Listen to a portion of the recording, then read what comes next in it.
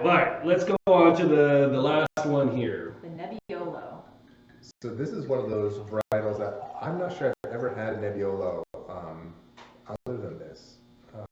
It's one that you don't still see every day. This is really unique to Washington, as in like there's not a lot of winemakers that are playing with this grape. So this is another thing that like we talked about earlier. Tom is just really interested in trying something new and trying to highlight something that doesn't normally exist. And so this is a much lighter color than the Carmenere. So you can see, you hold this glass, even with a fairly full glass, you can see through it just a little bit. And so it's much more of a ruby sort of color to it. It's got just amazing smell to it. It's oh yeah. So anyway, so it's raisins, right? It's which seems disingenuous when you're talking about wine. That oh my gosh, it smells like grapes. But the reality is that of course the wine tastes so much more complex than that single note of dried grapes. There's a lot more going on in this wine.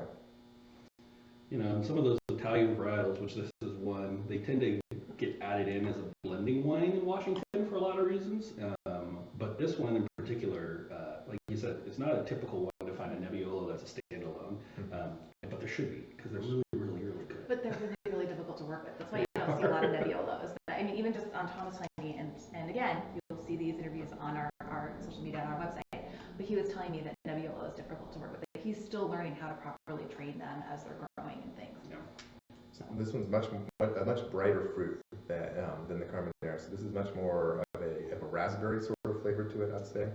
A little bit of cola, a little bit, you get a little bit of those kind of higher notes that you don't get with the deeper reds. Like, when you think of like a Red Mountain Cab, for instance, you get a lot of that plum, deep red cherry, those really well meaty red fruits, I guess is the best way to put it. This one has a little more of the high notes, like you're saying, the raspberry, that little bit of cola in there, and the desiccated fruit. To me, that's what stands out to this one, especially on the nose. It has just a really, really well-structured nose, a little bit of a lighter finish, but then it hits you with some tannins. Yep. So it really, wipes your palate with that tannin finish.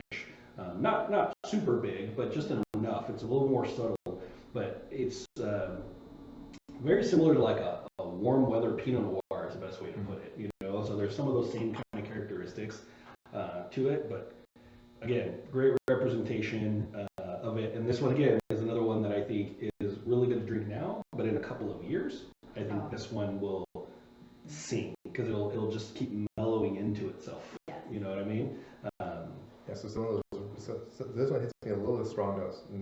You can get some alcohol hit to it, so it's you got a little burn going on to it, just a smidge. And some of those things are, as I understand it, as I hear from people who are way smarter about this stuff than I am, that's the sort of thing that will mellow with age. Those things start to kind of break down and will, in essence, kind of disappear on the flavor profile to it. So you're going to get something so very different, especially in a wine like this, than you would. And for how light colored it is, I think that's one of the things that's really fascinating to me. That this one's, got the higher tannins in it, in spite of being a little lighter color and super slow legs. We watch the legs fall. That's why I think this one in just a couple of years will probably be in its sweet spot. But again, great food wine. I think this one would pair up very, very well. This one I think would hold up quite a bit better to some of those barbecue sauces.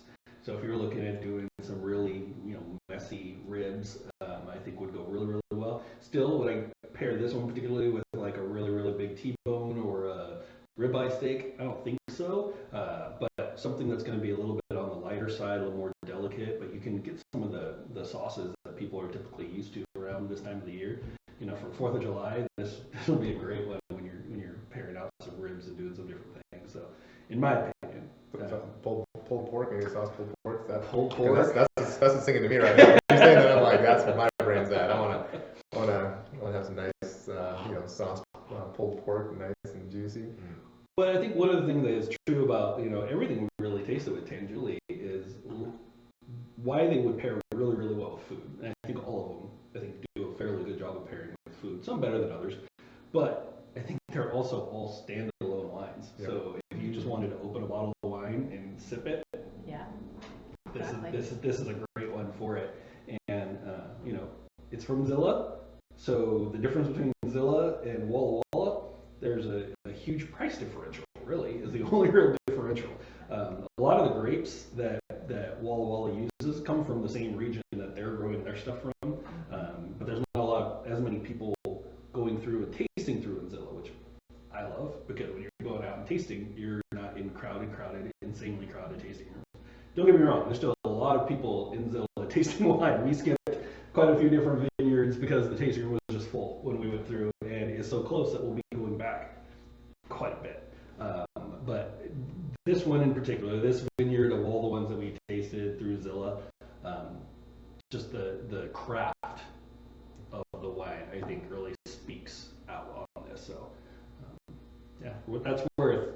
It's a thumbs up from Damien. Absolutely. All right, Three glasses up. Is that how I it think works? so. I think it is. I want to talk just a little bit about tannins, because I know you both talked about it, and I want to make clear that I have a problem with tannins if there's too many, and I can drink these wines. So if you're somebody who's maybe a little worried about the tannins, yes, they're present, but they're not strong. And so if I can drink them, you probably can too, because I can't do. For instance, I cannot drink a Cab Sav. Craig jokes that he doesn't even remember liking it anymore because it's been so long since we've been able to have them in our home. So just as a comment that yes, the tannins are present, but they're not overwhelming. They're not completely drying out your mouth, and that even I, who really cannot drink Cabs, can drink these wines, and they're delicious. Absolutely. One thing I'm really excited about is, so the same winemaker, right, owns Mission Ridge Winery, I think, something I like think that. that's what it's called, yeah. Over in Montana. And so he still owns and operates both Tanjuli and this winery in Montana.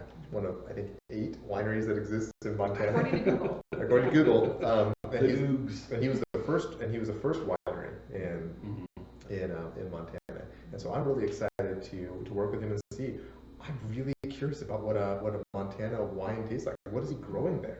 What grows in Montana from a grape perspective? Snow? Snow, like that. Snow So grows in it's- Definitely great. unripe grapes until they freeze. I mean, like. I mean, he's got to be pushing it all the way to the limit to get enough sun to grow these grapes. Because so my college roommate lives in Montana, and I think it was only like a couple weeks ago that her kids were out playing in the snow again. Yeah. Because they just had snow. Yeah. So one of the things I know that he featured, and I think he may have had available at Tanjuli, was actually a Pinot Noir Yeah. from like 2000. Yeah.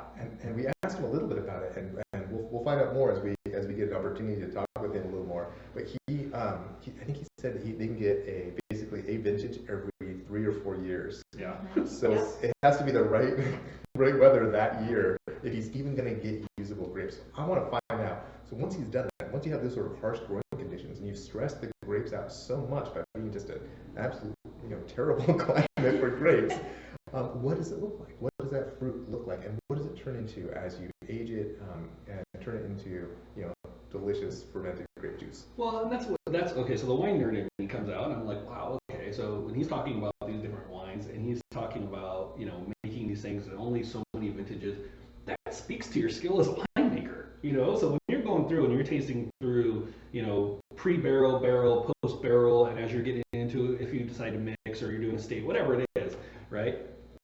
If you're that skilled of a winemaker to be able to discern, yes, this is okay, we're going to bottle this and it's going to be good, right? And he's talking, he likes his stuff out of Montana is, like I said, from like 2000, right? So 21 years. What does a 21-year-old Pinot Noir taste like, right? And then not only that, but a 21-year-old Pinot Noir that only is able to come around every so often. And you're able, as a winemaker, and this is where this 40 plus years kind of speaks out, how do you determine that?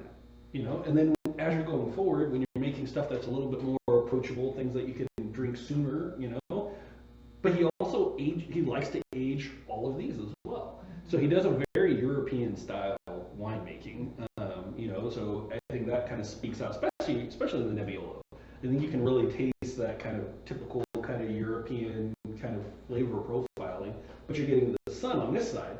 So mind blown when it comes to Montana Pinot Noir.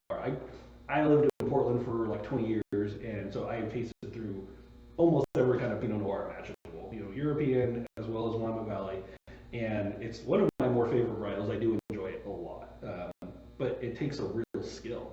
So you see some of that expression of that skill come out in his reds and his whites,